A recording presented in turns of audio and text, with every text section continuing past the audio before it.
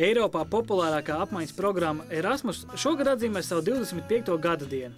Aizsākot nozīmīgās jubilejas svinības Latvijā, Valsts izglītības attīstības aģentūra šodien, 27. martā, pa visu Latviju izsūtīja 45 īpašās tortes.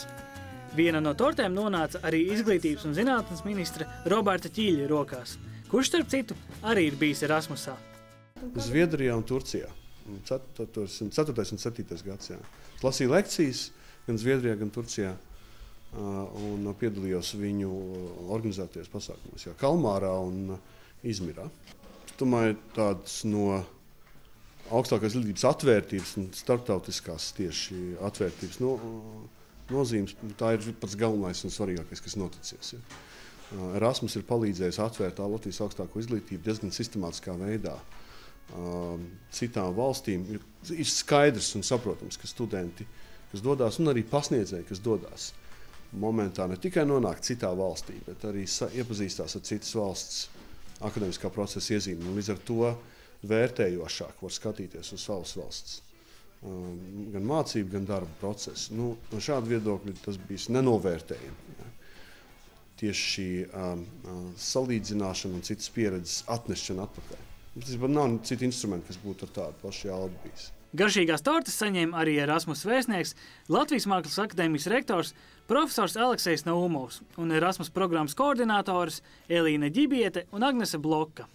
Es domāju, tas jaunais cilvēks aizbrauc studiju laikā kaut kur citu Eiropas pilsētu vai valsti, kur viņš iepazīstās ar citu kultūru un pēc tam atbrauc kā lielākais faktiski patriots, ka es pamanīju, ka vienkārši daudz studenti atbrauc arī kad stāsta savus stāstus, jo viņi novērtē to, kas ir šeit un kas šeit ir labs. Tādā ziņā skola, tādā ziņā arī atvērtība, bet arī tā bāze, kas mums arī tā stiprā puse arī. Ja?